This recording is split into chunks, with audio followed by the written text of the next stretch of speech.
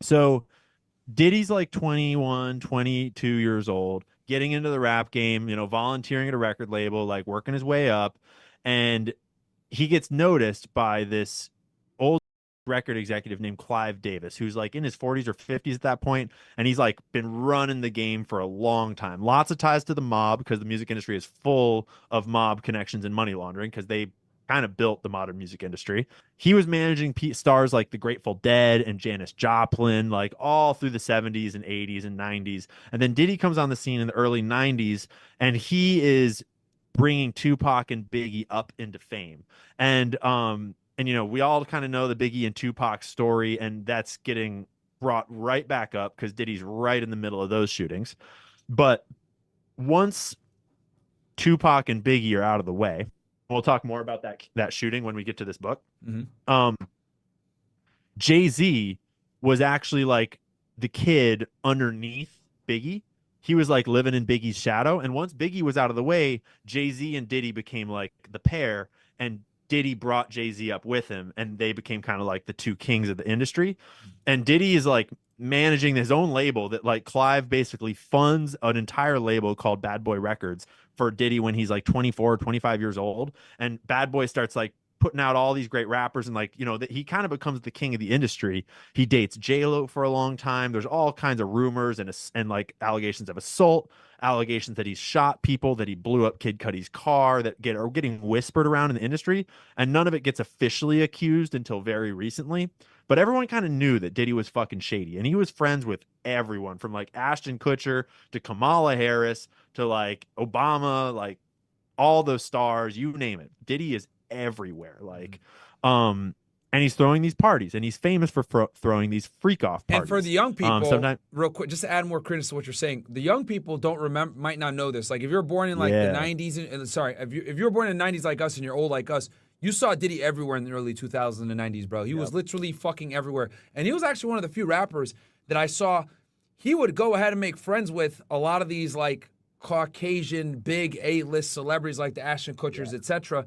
He was Leonardo there. DiCaprio, Leonardo DiCaprio, like yep, everyone got along with Diddy. Like he wasn't like one of these people. He was able to like transcend culture and backgrounds with different types of people in the early 2000s, in the 90s. These Gen Zers, they're probably like, Diddy, who the fuck is that? Or I yeah, heard some of his exactly. songs. They Because don't he's know. fucking irrelevant these Yeah, days. he's irrelevant these Except like days. he's still so powerful behind the scenes, even Yeah, though he doesn't make good music, and yeah, he's like no one gives a shit who he is, but he actually is like yes, fucking powerful behind the very, scenes. very. But I, he I was all don't over the know. place in the early 2000s. For the audience that doesn't know, dude, the guy in the early 2000s, you couldn't fucking avoid him. He was everywhere, dude.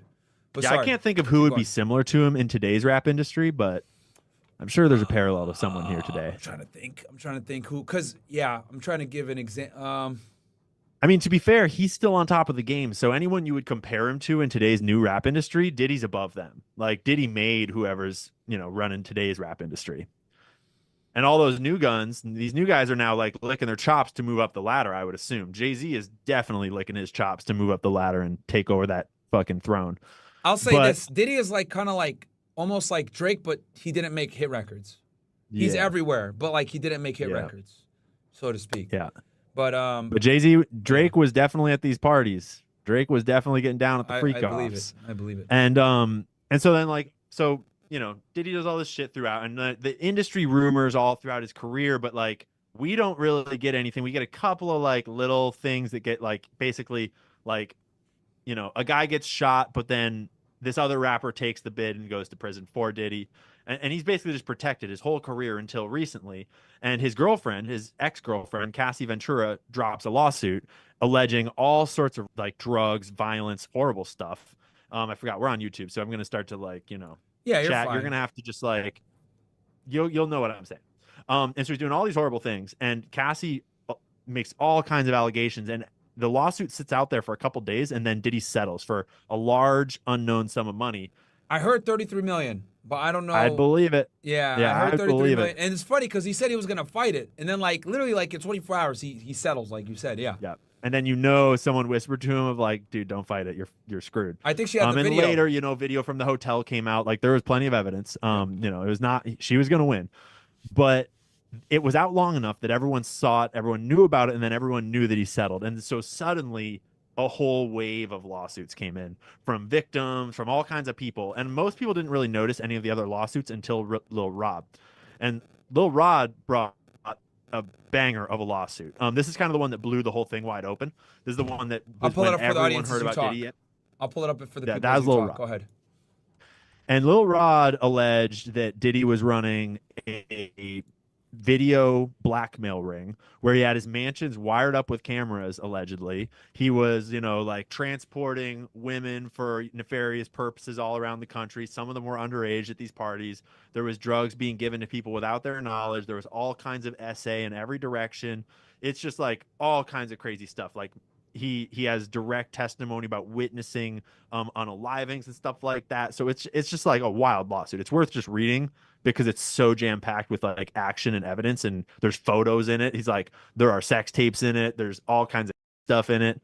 And basically it alleges that Diddy's running like a gay blackmail ring where he's like getting people to do stuff on camera, whether they know it or not. And that lawsuit really broke it open. Since then, there's been a lot of developments. And at first, people were kind of skeptical. It's like, we don't want to speculate. We don't know. We don't know. But like, let's be real. When we look at it, it's pretty freaking clear that Diddy was put in this position by record executives above him that are all tied into the mob, and the mob has long-standing ties to the blackmail industries. And then B, Diddy clearly is involved in the trafficking networks because he's getting all of these, women and underage women, the prostitutes and stuff like that. He's tied into drug networks. There's lots of allegations of hip hop stars moving drugs. And he's clearly got blackmail on people, and he's protected by something federal at the federal level because it talks about in the lawsuit how his security guy could make federal and local law enforcement bugger off and Fahim go Muhammad, away. right? Yes, Fahim Muhammad, Yeah. who was I also got his the picture right here for the security audience. guard for Michael Jackson. Oh, shit. And Fahim Muhammad has a real estate degree, and he's got a whole like hundreds of acres of land right on the border of Tijuana and San Diego with the border wall on his property. So there's just all these different directions of like what the hell is going on. And lots of stuff has come out since that lawsuit. In particular, this lawyer in Texas has alleged that he now represents 120 victims and counting. He alleges that lots of people are going to get named, lots of people are going to go down, is what he's saying. Corporations are going to go down. He's like, this dude, this lawyer, Bigby, is not shy about making big claims, and he's got a pretty high-powered history. He's like definitely a more credible lawyer than some of the other lawyers we've seen so far. Yeah. And then this book drops. Mm-hmm. And this is really interesting. It's called Kim's Last Words. And it's published by Jamal T. Millwood, which is like a whole Tupac kind of homage rabbit hole there, if you don't know. And then for Kimberly A. Porter. And what the allegation is, this got put on Amazon like 2 weeks ago or something. Mm-hmm. And then after 4 or 5 days, it got pulled. Wow. And yeah, I'm glad I got it in time because what it says it is this is a diary, like a journal, a book that was being written by Kim Porter, who is Diddy's ex-wife, who died mysteriously of pneumonia, right at a time when all sorts of other people were dying of pneumonia all around Diddy. And she allegedly wrote these words herself, and we're compiling them on a drive. And it tells the story of how she met Diddy and her whole life around Diddy and lots of the scandals that Diddy was involved in. And then of Diddy kind of like, of her wanting to get out, and then her stealing some of Diddy's blackmail tapes from his vault in order to create like a security, blanket, so to speak, of a vault, so that if he ever came for her, she could release it. And then the very last page of this book is her writing that she's getting sick, she's getting pneumonia, and she's writing the last pages here while she's waiting for the ambulance to come and get her. And she writes, "Diddy got me, I'm dead." Basically. Wow. And it's like, what is this, and how could we ever trust it? And at first, it's like you can't trust it. At first, this is just total hearsay on the internet. Someone's just doing a cash grab, right? But then when you read it, it's like, it's pretty detailed, and it's detailed in the way that implies that someone was it feels like someone was there for these conversations, and it feels like she's actually remembering real conversations between Diddy and Jay-Z and Diddy and Pac and Diddy and Al B. Sure and all these things, and it makes all kinds of crazy allegations wild gay allegations, wild conspiracy allegations, allegations about what Diddy did to other people and in the industry, that he ordered the hit on Pac and then sort of halfway ordered and allowed the hit on Biggie to happen. Um, it actually kind of alleges that the entire beef between Diddy and Pac that led to Tupac getting shot actually started because Diddy wanted to have a threesome with Tupac and Kim Porter, and Tupac was like, "No, dude, get out of here. I don't want And that's put all in it this away." book. That's on this book. That's what it says. Yeah, it says that Diddy, because Wow, Diddy was that's really her fond of words. yeah, yeah. Let me read you one of the most effed up quotes in here. Sure, go ahead. Um, this is about the first time that Kim played with Diddy, because he begged her to. Wow. Clive had already been grooming Diddy's real good, so So Clive wait, had taught him Diddy all about the booty hole. really? So Yeah, yeah. And okay. then he asked Kim, he wanted Kim to start. Wow. So let me get this straight. So Diddy and Clive Davis were lovers? Oh yeah, yeah. Clive groomed Diddy into the. Yeah, so Clive was like 40 or 50, and Diddy's like this young 20-something-year-old black thug. And Clive picked him up and I'm sure that Diddy was already fucking doing whatever he wanted to do. But Clive, the strong rumors in this book and in the industry all over the place, people are alleging that Clive Davis and Diddy were lovers. Because I was going to ask you this, and before you just before you read that thing, because me, I was like, okay, because when I heard all this stuff come out, I was like, okay, is Diddy actually, or does he do it to have power over people and blackmail them? Right? Oh, it Granted, sounds like he's more than straight, okay, based upon what all most of right, the people in the industry are saying. Not just this book at all, although this book is totally on the same page as that. okay, But basically, everyone in the industry I'm hearing talk about it says that Diddy is more interested in men than women.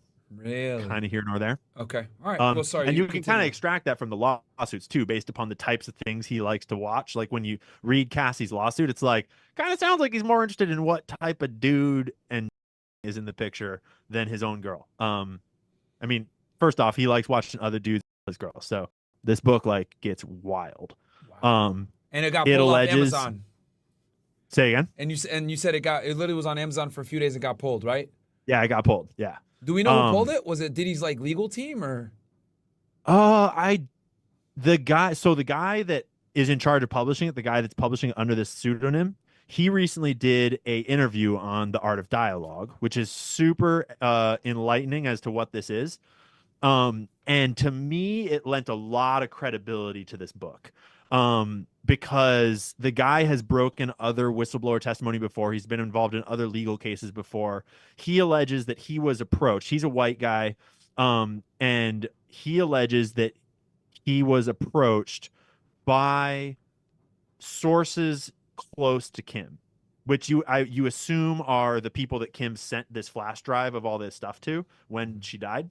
Mhm. They apparently approached him and said, "It's time, and we want you to release this. Here's the flash drive with what's on it." And he vetted what was on the flash drive, and it was all of these pages of documents that she had written, along with a whole bunch of video files from the vault, the ones that Kim had stolen from the vault. And he says that he has seen the videos and he intends to release the videos. And he also says that he intends to allow people to forensically examine the sort of metadata of the flash drive in order to kind of corroborate it and all that. Okay. Um, and everyone should make their own judgment call about it. You should watch it for yourself and kind of judge whether you think it's real or not.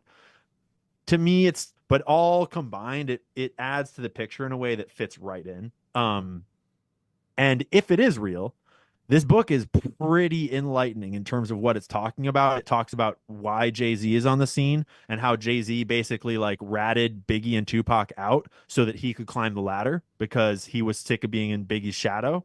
It names a lot of names about who was sleeping with who in terms of male rappers with male rappers. Talks about what was happening at the parties. So it's if people can get their hands on this book, it's worth getting your hands on. It's only 40 pages. It's a 1 hour read. Wow, is that Couple short? bucks on the internet. I'm sure it'll go back up somewhere at some point, but Mhm. that adds a whole new layer to the story in terms of where Diddy came from and what his life story actually was and the Yep. kinds of things that he's been doing all along. And it kind of basically it just fills in and cements all the rumors that we've all already heard. It's like we've all heard the rumor that Diddy killed Pac. We've all heard the rumor that Diddy has freak offs. We've heard the rumor that Jay-Z is fucked up. But like that kind of puts texture to it all if it's true. This episode is sponsored by Rumble Premium. The sponsorship's from Rumble, one that is incredibly important to the survival of all the companies. When Rumble first started in 2013, they built the platform for small creators, and they didn't censor or have biases. They were fair, treated all creators equally, and no one thought that these platforms would censor political conversations or censor opinions on the bear bug, but they did. Facebook admitted they fell into the pressure from the Biden and Harris administration, but Rumble did not. They held the line, and they were attacked from daily giving us the voice to talk to you. They are attacked from corporate media. They are attacked by the governments like France. They are attacked from brand advertisers who refuse to work with them. Corporate America is fighting to remove free speech. Rumble is fighting to keep it. Rumble will not survive with brand advertisers. They don't get much of it. Watching our show on Rumble is the most that they ask from you. But if you really believe in this fight and you have the means, one major way you can help Rumble survive is joining Rumble Premium. Join the community that believes in the First Amendment and believes in our human rights to free speech. Rumble is offering $10 off with the promo code STUDIO when you purchase an annual subscription. Go to rumble.com/premium and use the code STUDIO. Like I said, if you have the means and believe in the cause, now is the time to join Rumble Premium. And if you don't have the means, we're just happy to watch us on Rumble. So one more time, rumble.com/premium, use the code STUDIO. And thank you, Rumble Premium, for sponsoring this episode.